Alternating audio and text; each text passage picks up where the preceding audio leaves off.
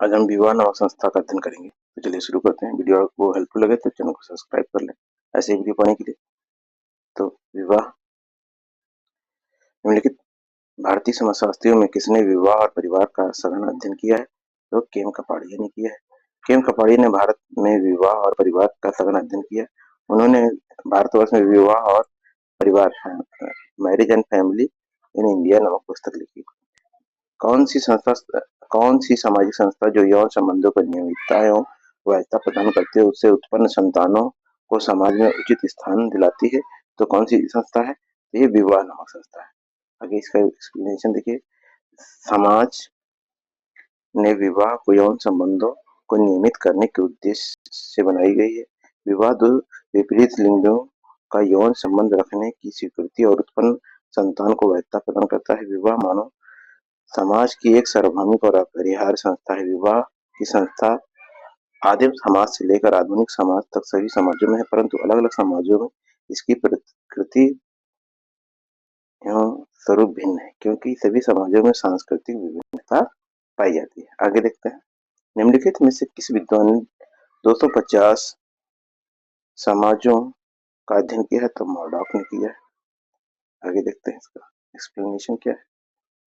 Murdock ने 250 समाजों का अध्ययन के आधार पर विवाह के 3 उद्देश्य का उल्लेख किया है: यौन संतुष्टि, आर्थिक सहयोग और संतानों का सामाजिक पालन पोषण। किसी समाज में विवाह का स्वरूप अंततः निश्चित होता है, तो किसके द्वारा निश्चित होता है? ये ऑप्शन नंबर हमारा ए सही है। कौन सा है? ए, जनसंख्या में लिंगों के अनुपात द्वारा। सामाजिक संगठन और उसके स्थायित्व के लिए यह आवश्यक है कि स्त्री और पुरुषों की संख्या में समानता हो। यदि पुरुषों की संख्या कम होगी तो स्त्रियों की संख्या अधिक होगी, तो पुरुष वर्ग का महत्व बढ़ जाएगा और समाज में बहुपत्नी विवाह की पद्धति कार्यशील होगी। इसके विपरीत यदि पुरुषों की संख्या अधिक है और स्त्रियों की संख्या कम है तो बहुपति विवाह का प्रचलन प्रचलित होगा। एक संतुलित समाज के लिए आवश्यक है कि स्त्री और पुरुषों की संख्या में समान अनुपात हो। जनगणना 2011 के अनुसार भारत में लिंगानुपात कितना है? 1000 पे 943 है। सर्वाधिक लिंगानुपात केरल में है 1000 पे 184 और न्यूनतम हरियाणा में है 1000 पे 879। उत्तर प्रदेश का लिंगानुपात 1000 पर 912 है। उत्तर प्रदेश सर्वाधिक लिंगानुपात जौनपुर में है जो कि 1024 है और न्यूनतम कहाँ है? गौतम बुद्ध नगर में है जो 851 है। इसने किसने विवाह को बच्चों के प्रजनन और रखरखाव का एक समझौता कहा है? तो मिलिनोवस्की ने कहा है। देखिए इसका एक्सप्लेनेशन। मिलिनोवस्की के अनुसार विवाह बच्चों के प्रजनन और देखभाल हेतु एक समझौता है। वेस्टरमार्क के अनुसार विवाह एक या अधिक पुरुषों का एक या अधिक स्त्रियों के साथ होने वाला वह संबंध है जिसे प्रथा या कानून स्वीकार करता है और इसमें विवाह करने वाले व्यक्तियों के और उनके पैदा हुए संभित बच्चों के बीच एक दूसरे के प्रति होने वाले अधिकारों और कर्तव्यों का समावेश होता है। मर्डॉक के अनुसार एक साथ रहते हुए नियमित यौन संबंध और आर्थिक सहयोग रखने को विवाह कहते हैं। विवाह शिशु उत्पादन और अनुरक्षण का अनुबंध है। तो ये किसने कहा है? यह परिभाषा किसने दी है? तो हमारा ऑप्शन देखिए। ये परिभाषा दी है मिलिनोवस्की ने। मिलिनोवस्की के अनुसार विवाह शिशु उत्पादन और अनुरक्षण हेतु एक अनुबंध है, समझौता है। Marriage is a contract for a production and maintenance of children. विवाह बीमार आत्माओं का अस्पताल है। तो ये लूथर ने कहा। लूथर का कथन है विवाह बीमार आत्माओं के लिए एक अस्पताल है। Marriage is a hospital of sick souls. इसने कहा कि विवाह नातेदारी का स्रोत है। तो ये किसने कहा? ये मिलिनोवस्की ने कहा कि विवाह क्या है? नातेदारी का स्रोत है। विवाह का समाजशास्त्री संदर्भ केंद्रित रहता है किस पे? भूमिकाओं की व्यवस्था पर केंद्रित रहता है। विवाह समाजशास्त्री संदर्भ में भूमिकाओं की व्यवस्था पर केंद्रित रहता है। संतति का जन्म से जुड़ी हुई संस्थाओं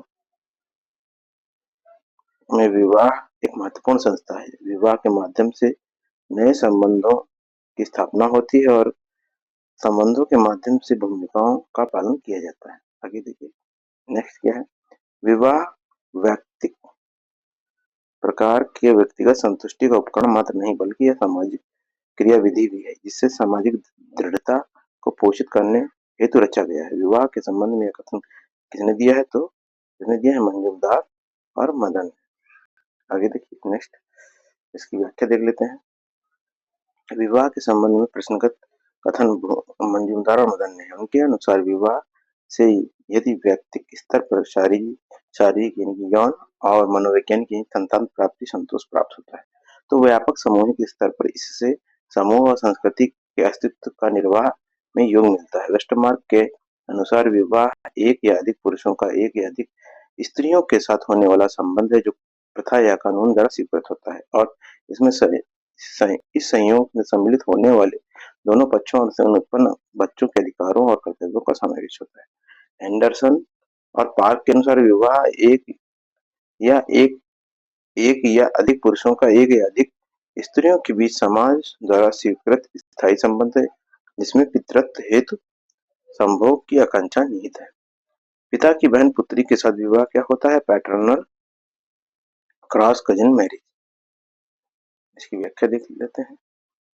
विलम्ब सहोदर की संतान विलिंग सहोदर या ममेरे फुफेरे भाई बहन कहलाते हैं। एक व्यक्ति की माँ के भाई की संतान पिता के बहन की संतान दोनों इस श्रेणी में आते हैं। मानव समाजशास्त्र और समाजशास्त्रियों साहित्य में इस अवधारणा का प्रयोग वैवाहिक संबंधों में वरीयता की अवधारणा को स्पष्ट करने के संदर्भ में किया गया है। जब विषमलिंगी सहोदर की संतानों में विवाह होता तो विलिंग सहोदर विवाह या ममेरा विवाह कहते हैं। यदि व्यक्ति अपनी मामा की लड़की से विवाह करता है तो इसे मातृपक्षीय विलिंग सहोदर विवाह कहते हैं, किंतु यदि वह अपनी बुआ इनके पिता की बहन की लड़की से विवाह करता है तो पितृपक्षीय विलिंग सहोदर विवाह पैटर्नल क्रॉस कजन मैरिज कहते हैं। इसे मैट्रिलिनियल क्रॉस कजन मैरिज कहेंगे जो मातृपक्ष से होगा, यानी कि जो मामा की लड़की से करेगा, जब बुआ से करेगा तो पैटर्नल क्रॉस कजन मैरिज कहा जाएगा। देवर विवाह संपन्न होता है जब एक पुरुष विवाह करता है अपने मृत भाई की विधवा से, है ना, यानी कि अपनी भाभी से। पति भ्राता विवाह लेविरेट विषय कहा जाता है के अनुसार एक विधवा अपने पति के किसी एक भाई के साथ विवाह करते हैं। विभिन्न समाजों में इस प्रथा के भिन्न रूप एवं इसके साथ जुड़े हुए दायित्वों में भिन्नता हो सकती है। यदि विधवा पति के बड़े भाई से विवाह करती है तो ज्येष्ठ विवाह कहलाता है। इसके विपरीत यदि पति के छोटे भाई से विवाह करती है तो विवाह देवर विवाह या भाभी विवाह कहलाता है। लेविरेट का बोध होता है मृत पति के भाई और उसकी विधवा स्त्री में विवाह। आगे देखते हैं। विवाह विवाह का किस प्रकार का स्वरूप इसमें कहीं नहीं पाया जाता तो समूह विवाह का नहीं पाया जाता। जब पुरुष का एक समूह स्त्रियों के समूह से विवाह करता है तो समस्त पुरुष समस्त स्त्रियों के समान रूप से पति माने जाते हैं, तो इसे समूह विवाह कहा जाता है। उद्विकासवादियों की मान्यता के अनुसार विवाह का स्वरूप संभवतः परिवार एवं समाज के प्रारंभिक अवस्था में कभी विद्यमान रहा होगा। मतलब कहा जाता है कि पहले कभी ऐसा रहा होगा कि समूह समूह में विवाह कर लेते थे और सभी स्त्रियां एक व्यक्ति की पत्नी भी हो सकती है और कभी जो है पुरुष भी, मतलब आपस में कोई भी किसी की पति पत्नी बन सकता है, किसी के साथ में यौन संबंध बन सकते थे। लेकिन ये कब इस अवस्था थी? आदिम अवस्था की बात हो रही है। इसके साक्ष्य मानव समाज में कहीं मिलते नहीं है। एल एच मॉर्गन और फ्रेडरिक एंजल ने समूह विवाह के परिवार का मूल और प्रारंभिक स्वरूप माना। उत्तर प्रदेश माध्यमिक शिक्षा बोर्ड ने अपनी प्रारंभिक उत्तर पश्चिमी प्रश्न का उत्तर बी माना, जबकि संशोधित उत्तर कुंजी में इसी विकल्प को डी माना। ताकि विवाह का वह स्वरूप इसमें को एक व्यक्ति कई स्त्रियों से विवाह करता है तो कहलाता है बहुपत्नी विवाह कहलाता है। इसकी व्याख्या देखिए। विवाह का वह स्वरूप जिसमें एक पुरुष एक समय पर एकाधिक स्त्रियों के साथ विवाह कर सकता है और एकाधिक पत्नियां रख सकता है, बहुपत्नी विवाह कहलाता है। इसे पॉलीगमी कहते हैं। ऐसे विवाह मुस्लिम देशों, भारत तथा पूर्वी देशों में पाए जाते हैं। एक स्त्री का एक समय से एकाधिक पति होने की प्रथा बहुपति विवाह कहलाता है। पत्नी एक और पति अनेक की प्रथा भारत के उत्तर प्रदेश में जौनासार बावर के क्षेत्र में निवासी खस लोगों और दक्षिण नीलगिरी पर्वत में निवास करने वाले टोडा जनजाति में पाई जाती है कि पत्नी एक और पति अनेक, यानी कि एक पत्नी होगी और कई जो उसके पति होंगे। ये दोनों ही पैतृक समाज हैं और केरल में मातृत्व व्यवस्था वाले नायर में भी बहुपति प्रथा पाई जाती है कि खस में, नायर में और टोडा में। खस, नायर, टोडा इनमें पाई जाती है। जो कि नायर क्या है? नायर जो होती है कि केरल में होती है और ये मातृत्व होती है। बाकी टोडा और खस में क्या होती है? जो पितृसत्तात्मक होते हैं, लेकिन दोनों में क्या होता है, बहुपति विवाह पाया जाता है, यानी कि एक पत्नी होगी और कई पति होंगे उसके। बहुपत्नी प्रथा की अपेक्षा बहुपति विवाह कम प्रचलित है। बहुपति बहुपति विवाह का एक विशिष्ट रूप भातृक बहुपति विवाह के नाम से जाना जाता है, जिसमें एक स्त्री से विवाह करने वाले व्यक्ति आपस में सभी भाई होते हैं। और अभातृक बहुपति विवाह में एक स्त्री के सभी पतियों में आपस में कोई भाई होना आवश्यक नहीं होता। कभी कभी एक ही गांव के कुछ व्यक्ति मिलकर जब एक स्त्री का वर्ण करके लाते हैं तो ये अभातृक बहुपति विवाह कहलाता है। अभातृक बहुपति विवाह की प्रथा पति के भ्राताओं के अतिरिक्त अन्य लोग भी वे स्त्री के पति हो सकते हैं। आगे देखते हैं नेक्स्ट। विवाह बहुपति विवाह का क्या अर्थ होता है, एक स्त्री एक समय में एक से अधिक पुरुषों के साथ में विवाह करती है।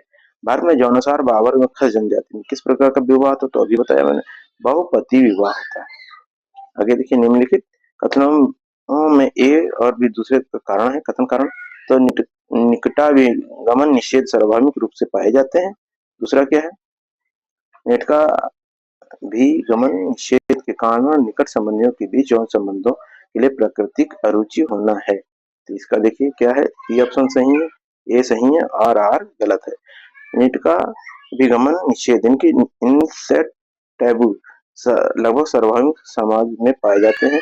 इसके अनुसार निकट संबंधियों से विवाह और यौन संबंध वर्जित है। तो ये अभिकथन सही है और कारण गलत है। इसमें देखिए इम्पोर्टेंट फैक्ट क्या है, फ्रायड और लोनी स्ट्रॉस का कहना है कि स्वयं समाज की उत्पत्ति निकटाभिगमन निषेध से हुई है। टैबू पोलिनेशियन, माइक्रोनेशिया और मलेशिया में टैबू शब्द से मिलता जुलता है, टाबू शब्द से मिलता जुलता है। संभवतः कैप्टन कुक की के जनजातियों के अध्ययन द्वारा इस शब्द को अंग्रेजी भाषा में प्रवेश किया। अब हमारा नेक्स्ट टॉपिक क्या है, धर्म।